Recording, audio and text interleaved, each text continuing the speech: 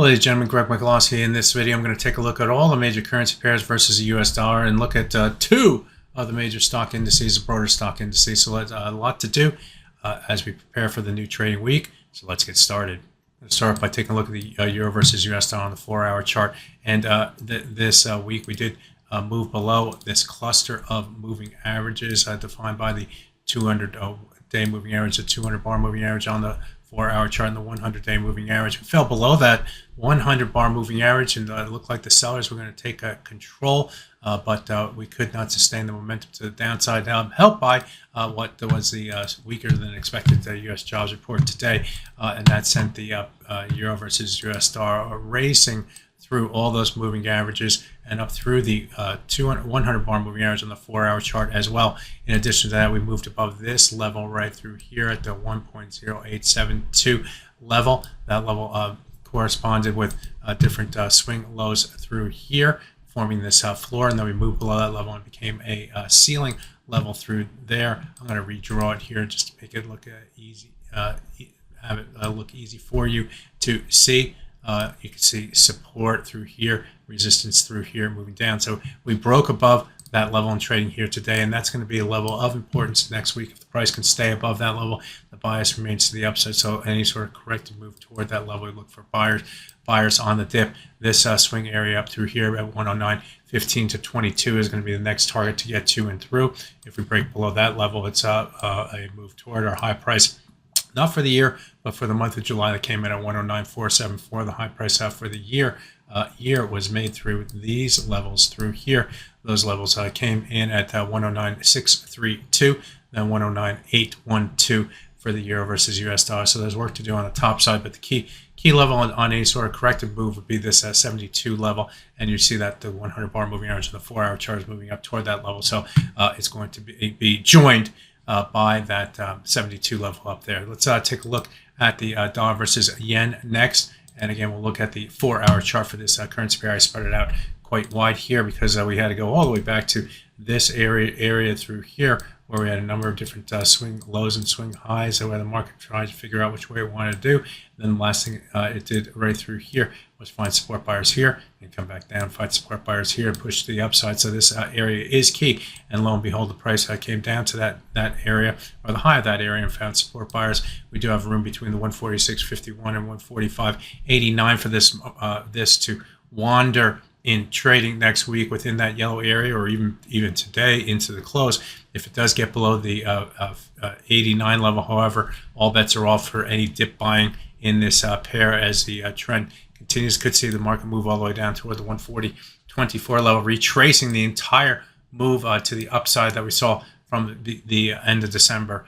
So in just a few short weeks, as a matter of fact, on the top side, if we do see further momentum against this level, we'll be looking toward the 61.8% retracement. Note here that earlier this week, the price bounced off of that 61.8% retracement. So moving back above it would be more bullish, and then we look toward this swing area through here, which corresponds with the swing lows and swing highs to this level, where the price is figuring out which way it wanted to go before moving higher. Let's take a look at the sterling versus U.S. dollar next. And again, we'll look at the 4-hour chart. And what I like about the low this week is that the low bottomed against this swing area, going all the way back to this day right here, or that period right there through there. You can see how the price was a ceiling through here and then broke above and used that level sort of as a floor, and then a ceiling again.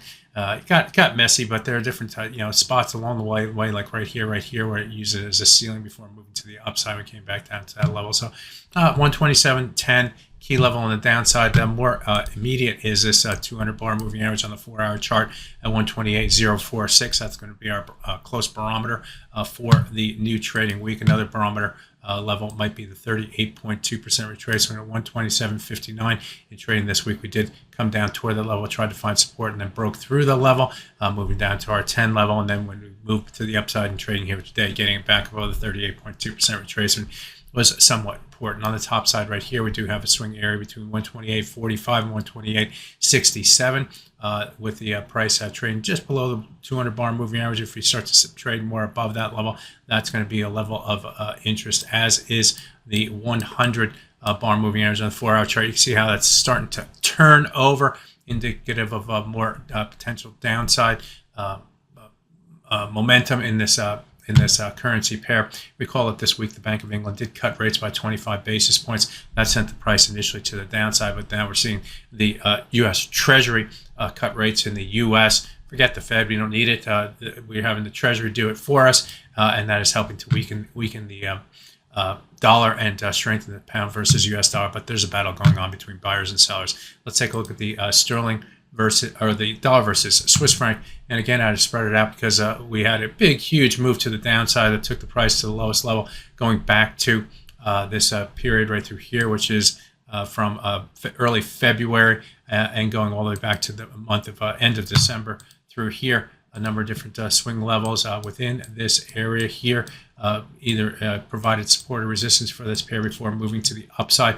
And we finally made it back to that area in trading here today. That area comes between 0.8549 and 0.898579, with the price trading just above that level at 0.85938. Well, not just above it, but close to it. We're going to need to get below this level to increase the bearish bias in the new trading week, in which case we could have traders looking down toward the low. If we stay above this level, the key level on the top side might be the 61.8% retracement of this move to the upside. Normally when the price moves below 61.8, it's on its way to the downside, but we do have this support here, which may cause the price or traders to think about moving back up toward that 61.8 to have another test before we head lower. Next, let's take a look at the dollar versus Canada. And for this currency pair, we'll look at the 4-hour chart. We know the red box that had in play here for the longest of time, and the price was able to extend above that red box. We did move down toward into that red box in trading this week, but each of the time that the market moved in there, it stayed within this high swing area at the high of the red box, keeping the buyers more in control. We did extend above the high price from April of this year in trading over the last 24 hours, but fell just short of our high price going back to 2023. That high price came in at 138.80, I don't even know what it is, but it's we got up to a high of 138.88 in trading here today. And started to rotate back to the downside. We're back above all these. We did move back below the April low in trading here today, which was a disappointment. Of course, you want to see that level hold, but we are back above the level as the buyers try to keep control in the dollar versus Canada. Let's take a look at the Aussie versus U.S. dollar next, and I'm going to focus on the hourly chart for this currency pair. There it is, and what we saw in trading here today or this week was lots of ups and downs, to be honest with you, in the Aussie versus U.S. dollar. But the new low prices through here at 0.64789 and 0.64864 formed a higher lows through here. But we were able to get above the 100-hour moving average. That's the blue line in this chart on a number of different occasions, but we could not get above the 200-hour moving average. That's the green line in this chart. Guess what? In trading next week, we're going to need to get above that 200-hour moving average, which is moving lower, making an easy hurdle if the buyers are take more control. Absent that, and the sellers still remain in control in the Aussie versus U.S. dollar. Looking at the daily chart to see where we're at. Here we are. In up and down price action in trading this year. We do have support at 84.71, which we've come up short of in trading this week. Get below that level. We'll look toward this low at 84.41, and then we'll look toward these lows through here. But we're below both the 100 and 200-day moving averages, and once we broke through that level in trading last week or the week before, we've stayed below that level, so the sellers remain more in control. And despite the weaker U.S. jobs report today, the Aussie versus U.S. dollar still had trouble moving to the upside, indicative of a lower stock market, which often keeps those commodity type currencies under pressure. New Zealand versus U.S. dollar, we saw the price bounce or move higher in trading this week, and in doing so, we got above the 100 and 200-hour moving averages. But as you can see in trading here today, the price fell short of the 100-bar moving average at 0.59855, and the market has since rotated back to the downside. We also are remaining short of the 38.2% retracement of this trend move to the downside. It saw the price move down from 62.20 down to 58.56. The 38.2 is always a level that we need to get to and through if the buyers are to be taken more seriously, and it couldn't do that So we're going to look at this level as resistance, also 38.2% as resistance on the downside. We'll watch the rising 100-hour moving average. That's this blue line at 0.5926. Imagine that's going to be going higher into this swing area through here shortly. So that level will be a key support on the upside for the New Zealand versus US dollar. Finally, I promised I'd take a look at two of the stock indices. I'm going to start off by taking a look at the S&P index, the broadest of stock indices. And this, if you take a look at this move to the upside and then retrace 50%, that level comes in at 5311. If you take a look, see this blue line right here, that line represents the 100-day moving average. The price hadn't been below that level going back over a year ago.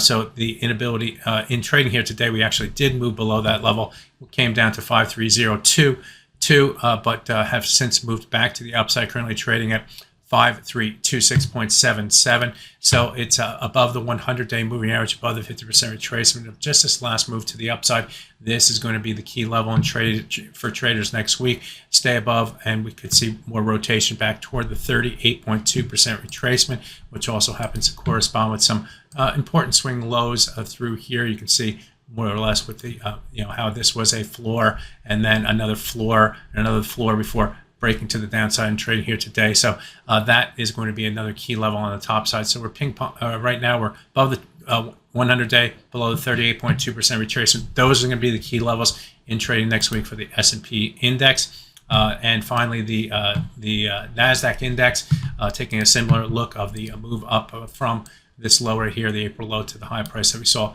in the month of July. In trading here today for this currency, for this stock index, the price did gap below the 100-day moving average and then moved above it, but we could not sustain the momentum above that level. Why? Because we also had the 50% midpoint of that move to the upside just above that level. And you can see how the high price today came in between the 100-day moving average and the 50% retracement level. So in trading next week, what do we need to do? If the price is going to go higher, we need to get above both these levels right through here and if stay above those levels. Absent that, and we're going lower, folks, and could see the price move down toward the 200-day moving average. Would not be surprised if that does happen, if we can't get above the 100-day moving average, if we can't get above the 50% retracement. So there you have it, a look at the major currency pairs versus the US dollar and two major stock indices, the S&P and the Nasdaq index, or not Nasdaq, yeah, the Nasdaq index. My name is Greg Michael Aussie. Good fortune with your trading. Bye-bye now.